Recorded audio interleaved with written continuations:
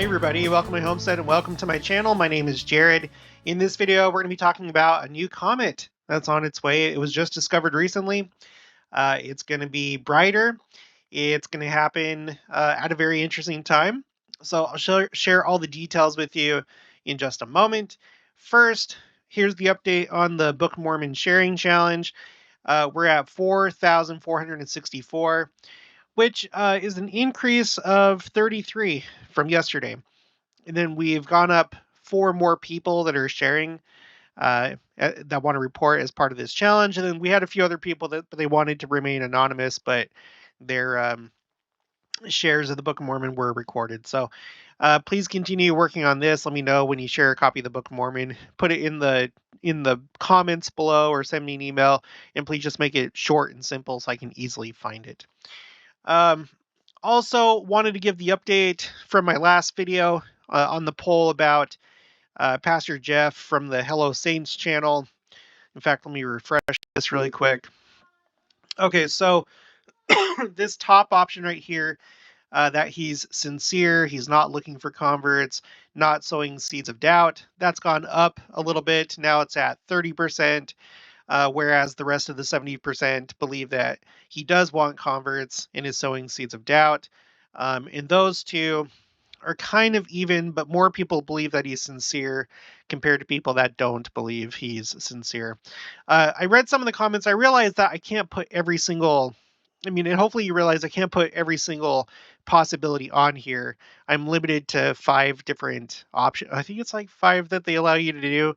And I felt like these 3 categories were the broadest. So I apologize that I don't have every single way to describe him on here. But this is the current update, okay, at the time that I'm making this video. Okay, so got an email from Debbie Jessup, which sent me to this article. And then I got another article recommendation, which was actually the same article, just on a different website, the same writer of the article. And this one is from Christopher Birchfield. He says, this might be one to keep an eye on. October 24th, 2024. Another article said it would be as bright as Venus. Regardless, I feel we have been hearing about more and more comets lately.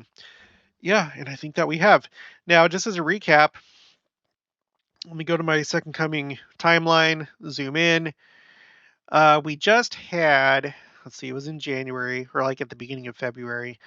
We had Comet C2002 E3 ZTF. That came the closest to Earth on February 1st of this year. This one really had my interest. It went through some very interesting constellations. The first one was Coronis Borealis, which is Northern Crown. And then after that, it went through, Boötes,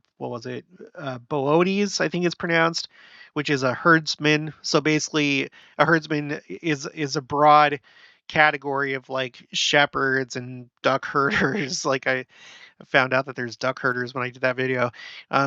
Different types of herds people. We know that Christ, he's the shepherd, right? And then it ended up in Draco, which was the dragon. So they were constellations that really seemed to point to Christ and his coming and defeating Satan, the dragon. It was not the sign of the Son of Man, as far as we know, unless like it comes back, it makes a U-turn. But I think it was still significant. We had Comet Neowise. Excuse me. And if I remember right, in fact, let me just do Control F. Neowise.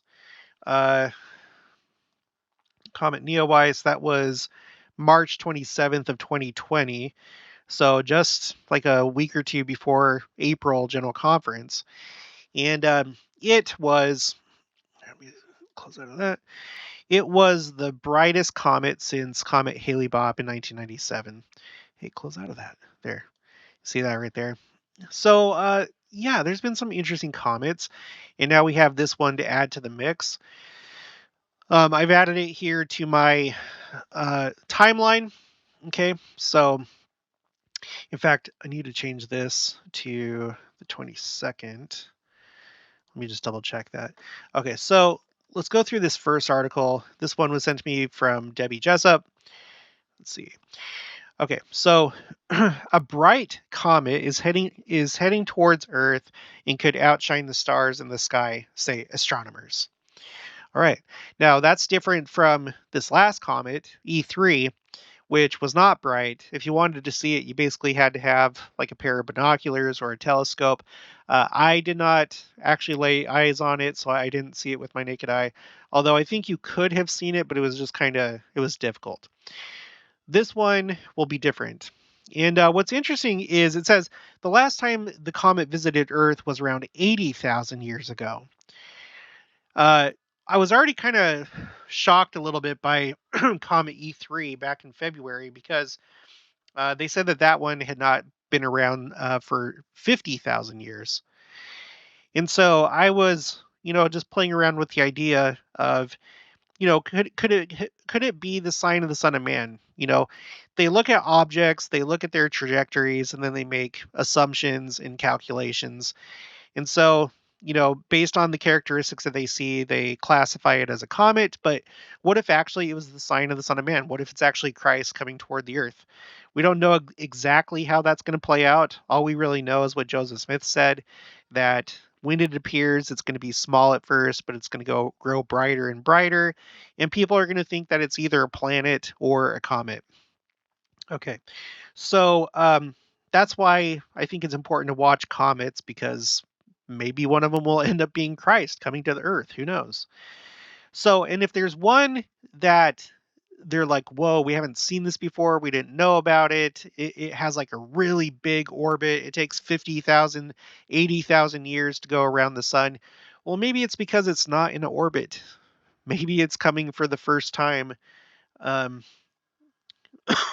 well, not that Christ is coming for the first time, but maybe it's not a comet. It's a separate event. So I don't know that. So this one's even longer than the last comet, 80,000 years.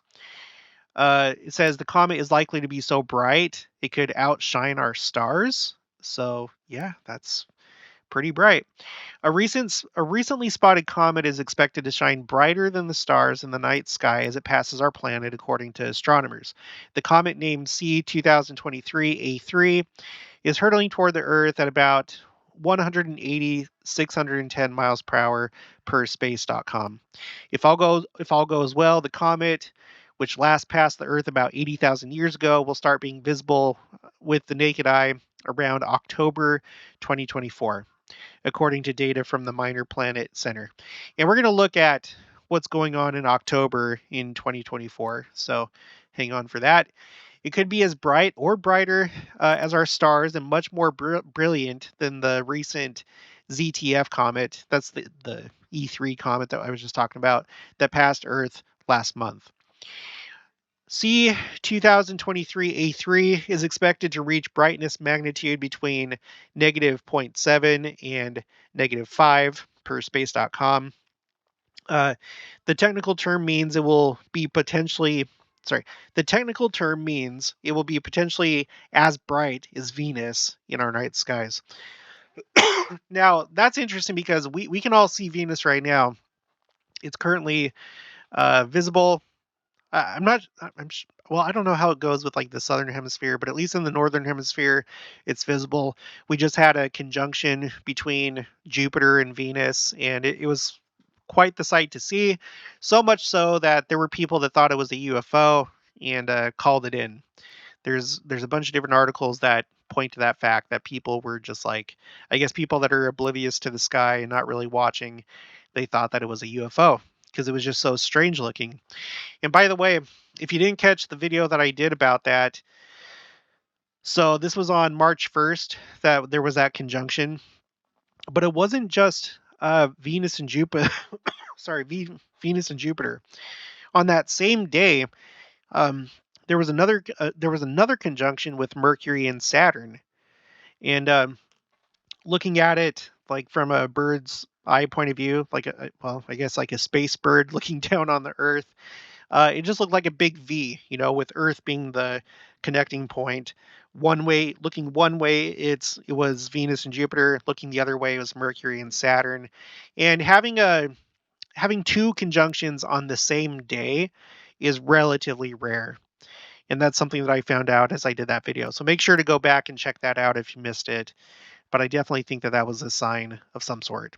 And well, to make it even more rare, whenever there is like a double conjunction, it seems like most of the time there are only 3 planets involved. So basically, you'll have like, say, Saturn and Mercury, and then Saturn and Jupiter, for example. But whenever you have a double conjunction that includes 4 planets like this, Venus, Jupiter, Mercury, Saturn, that's more rare. So it was a special happening on March 1st. Um, okay, so I lost my train of thought. Let's go back here. So yeah, Venus. So look outside. In the evening, Venus and Jupiter are still visible. Last I checked, they're still visible. It's going to be potentially brighter, or as bright as that. Um, by comparison, the recent Comet ZTF had a brightness of around magnitude plus 4.6. The lower the magnitude, the brighter. So if you're in the negatives like this, that's brighter. If you're in the positives, it's not as bright. Kind of counterintuitive, but they do it how they want to do. That's fine. Per space.com. Here's a picture of that comet, E3, ZTF, whatever you want to call it. That means C2023A3 has the potential to be at least about 100 times brighter than ZTF and 6 times brighter than Neowise. So that's interesting. Okay, but these are just predictions. For one, the comet will have to survive the sun. The ball of gas, ice, and dust is now heading toward our star, and it will have to arrive and it will have to survive its smoldering rays. The critical moment will be its perihelion, its closest approach to the sun, on September 24th, 2024. Okay. And like I said, the email that Christopher sent me, it's the same article, just on a different website. In this case, it's on Business Insider. On Universe Today, there's a few interesting things here. It gives more detail. So it was just announced last week. The discovery announcement came out of CBAT, the Central Bureau of Astronomical Telegrams, number 5228 or 5228, released on February 28th. There seems to be some like different dates when it comes to when it was like announced, right? So on Universe Today, they're saying February 28th, but on Gizmodo, they were saying on the 22nd, right here, according to the Minor Planet Center. So I just went with Gizmodo. I think I saw a couple other articles that said that too. So that's why on here I have it down as the 22nd. And then if you're ever wondering, at the very far right on my timeline, you have all the sources, so you can go back and verify for yourself where I'm getting this information from. Okay. Let's go back here. Okay. The comet was cited independently by the Atlas Automated Sky Survey, and earlier data from the Tsuchinshan Observatory in China, hence the double moniker. The comet turned up in earlier observations from Purple Mountain Observatory's Shuyi station, going back all the way to January 9th, 2023. That's why it ended up with an A3 designation, which is usually reserved for comets discovered in early January. So I guess like the very first recording observation of it was January 9th, but I'm going with the announcement date because I don't think it's until about that point that they realized that it was a comet. I could be wrong about that. Okay, the specifics for the comet are certainly interesting. The comet was discovered as a faint plus 19th magnitude fuzzball and currently shines at plus 18th magnitude in the constellation Serpens Caput. So these constellations, I don't know that they're significant, but I feel like they are, especially after this last comet, where all those signs were just so uh, relatable to Christ. So I decided to check this out and see what is Serpens Kaput. Well, some of you may be familiar with this. Sometimes it comes up on like other channels that look at constellations and talk about signs in the heavens. So in Greek mythology, Serpens represents a snake held by the healer Asclepius. All right, so already that's kind of interesting because you have the snake that relates to Satan, right? The Garden of Eden story, where he's depicted as a serpent. But then you also have Moses and the Israelites in the desert, and the serpent on his staff to heal Israel, right? So there might be a double thing going on here, which would be appropriate because again, Christ is coming and Satan is going to be bound.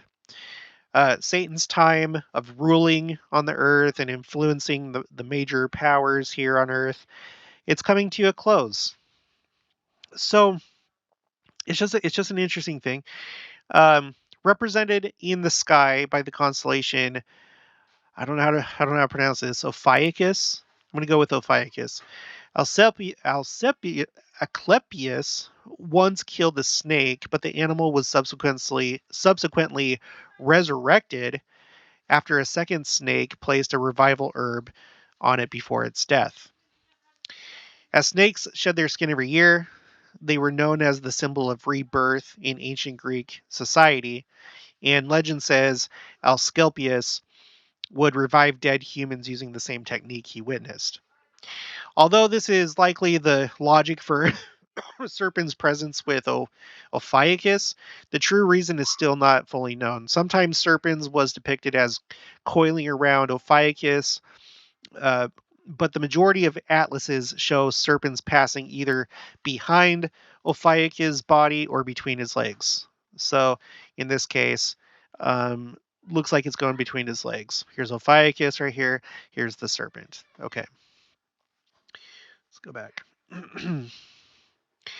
In some ancient atlases, the constellations Serpens and Ophiuchus were depicted as two separate constellations, although more often they were shown as a single constellation. One notable figure to depict Serpens separately was Johann Bayer. Thus, Serpens stars are cataloged with separate Bayer designations from those of Ophiuchus. When Eugene Delporte established modern constellation boundaries in the 1920s, he elected to depict the two separately. However, this posed the problem of how to disentangle the two constellations, with Delporte deciding to split Serpens into two areas, the head and the tail, separated by the continuous Ophiuchus. These two areas became known as Serpens Kaput and Serpens Cauda. Kaput meaning the Latin word for head, and cauda, the Latin word for tail. Okay, so you get what it's saying there. So basically, this kind of all used to be considered one constellation, and then it was divided between Ophiuchus and the snake, Serpens, and then once things got to like modern days, that guy decided to split the snake into two constellations. So you have the head, and then you have the tail. And so, with that being said, what we just read, if I can find it,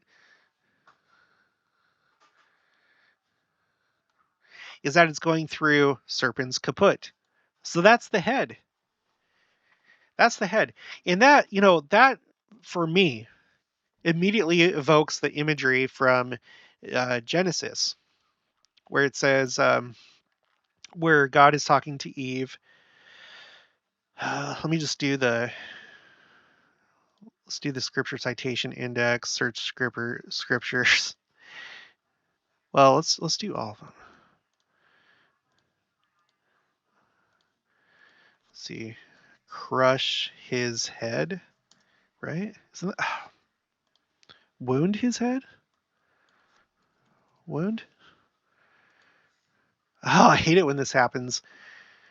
LDS, crush the serpent's head. Genesis 3. Okay, well, let's just look at the chapter heading. The serpent, Lucifer, deceives Eve. She and then Adam partake of the forbidden fruit. Her seed, Christ, will bruise the serpent's head. The roles of woman and man are explained. Adam and Eve are cast out of the Garden of Eden. Okay, so there you have it. Okay, I'm not going to read the actual. Okay, fine, I will. Let's see. Bruise. I will put enmity between thee and the woman, and between thy seed and her seed. It shall bruise thy head, and thou shalt bruise his heel. Okay, so this is and then in the Hebrew, crush or grind. Um, Jesus Christ foreordained. Jesus Christ prophecies about. Romans 16:20. And the God of peace shall bruise Satan under your feet shortly. The grace of your Lord Jesus Christ be with you. Amen. Hebrews 2:14. For as much then as the children are partakers of flesh and blood, he also himself likewise took part of the same, in that through death he might destroy him that had the power of death, that is, the devil. D&C 19 verses 2 through 3. I, having accomplished and finished the will of him whose I am, even the Father, concerning me, having done this, that I might subdue all things unto myself, retaining all power, even to the destroying of Satan and his works at the end of the world, and the last great day of judgment, which I shall pass upon the inhabitants thereof, judging every man according to his works and the deeds which he hath done. So I'm glad that I clicked on that, because that kind of ties it together, right? The footnote for bruise thy head, and then in D&C, it takes you to a scripture talking about how in the last days that, the power of Satan, the wicked, they're going to be destroyed. We're about to witness that event. I fully expect that to happen in my lifetime. I wouldn't be surprised if it was this year or in the next few years, or even 10. I'd be surprised if it was further out than 10 years. But I feel like it's going to happen pretty soon. Not that I'm looking for people to die or anything like that. We're not rejoicing in people being punished, but it's going to be good to have the world healed from the curse. Just like joy to the world. As far as the curse was found, and it's found everywhere. And boy, it is just everywhere. So anyway, we have this comet that's currently in the constellation of Serpent's Head, the head of the serpent. Could it be Christ coming to crush the head of the serpent? Now, of course, he did that during the atonement, obviously. But as far as like the last days and putting an end to Satan for 1,000 years, you could see how that might be appropriate. So I guess we'll just have to wait and see. On an 80,660-year retrograde orbit with a 139-degree inclination relative to the ecliptic plane, the comet will reach perihelion, which is where it comes closest to the sun, on September 28th, 2024, at 0.39 astronomical units from the sun. Though it will also be only be 22 degrees as seen from the Earth and lost in the sun's glare. Things get a bit better in the succeeding weeks as the comet makes its closest Earth approach of 0.476 astronomical units on October 13th.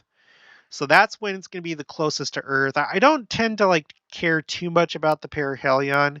I mean, that could be a significant date, but in this case, it's when it's closest to Earth that's interesting, because when you look on the Hebrew calendar, the 13th, excuse me. So two things. There's two things about the 13th. So in 2024, it seems okay. So it seems like what's normally the case is that Rosh Hashanah and Yom Kippur are usually in September, but they sometimes dip into October, and that's the case in 2024. Those are the two high holy days, with Yom Kippur being the holiest day of the year for Jews. Okay, it's the Day of Atonement. So as you can see here, you have Yom Kippur right here on Shabbat, right? For them, it's the Sabbath on Saturday. And then the very next day, excuse me, is when the comet is going to be the closest to the Earth. That's interesting. It's happening the day after Yom Kippur. And what's also interesting is you can see here that General Conference is going to be on the 5th and 6th. So exactly 1 week after General Conference, we're going to have the comet. It's going to be another one of those times when conference is taking place during um, the high holidays in the middle of the 10 days of awe, which go from Rosh Hashanah to Yom Kippur. So that certainly is interesting, especially when you think about earlier in the year. You're going to have the next Great American Eclipse. That's going to take place on the 8th of April, which again, in this case, it'll be the day after General Conference. Okay, General Conference is going to be on the 6th and the 7th, which that's interesting because April 6th, that's Christ's birthday, so that's going to be the day that conference starts, and then it's going to go into the next day on the 7th, and then on the next day, the 8th, we're going to have the Great American Eclipse. And there could be some symbolism in that because going from 7 to 8, and on the 8th you have the eclipse. It's, again, we've explored this idea ad nauseum on the channel, and how when we go into the millennium, in a sense, it's going to be moving into a new phase. We're going to be going from 7, completion of this 6,000 year period of testing, and then we're going to be going into a brand new phase, the Sabbath of thousands thousands of years, the last 7,000 year period. So you have those two things happening next year: great eclipse after General Conference, and then this comet that will be the closest to Earth a week after conference and the day after Yom Kippur. And it's just so weird how there's so many things like this that they just keep happening like this, on these significant dates. Remember last year when we had uh, the meteor that exploded over Utah? That was on a special date. It was on August 13th. And August 13th was the mirror date for when the angel Moroni dropped his trumpet 2 years earlier on the 3rd, or on March 18th. So 318, or sorry, 318, and then 8 August 13. I've talked about that quite a bit. You'll just have to go back if you want to learn more about that. So there's just so many things that are happening in the skies, in the heavens, that are matching up with significant dates. Another really significant one that happened was as Rosh Hashanah was starting on the 25th of September at sundown. That's when Jupiter was the closest to the Earth. It had been in 59 years. And then shortly after that, we had the conjunction between Jupiter and Venus. And then the last day of Hanukkah, which was on Christmas in 2022, last day of Hanukkah, not the last day, but the last day of lighting candles. They were lighting the last candle, the 8th candle, as there was an 8-planet alignment on that day at that very time at dusk. It was at dusk that happened. So, stuff happening in the skies right now is just wild. It's just out of control. There are so many things happening in the skies. So, and this is just the next one, and it's for next year. I hope we don't have to wait till next year, but that's fine. It's okay if we do. We'll just keep watching and wait. We'll wait to see what happens. Yeah, I didn't have anything else on that. Gizmodo. Okay, well, that's it. That's it. So if you want to come to the tracker and see all this stuff, this is under the tab called Timeline Second Coming. So that's where you'd find this. The link for this is in the description below. It's saved to the cloud so you can access it. You just can't change it. So make sure to check that out. Let me know whenever you send a copy of the Book of Mormon to one of your friends or just anybody. By tracking it, it helps other people have an incentive to do the same. It has for me.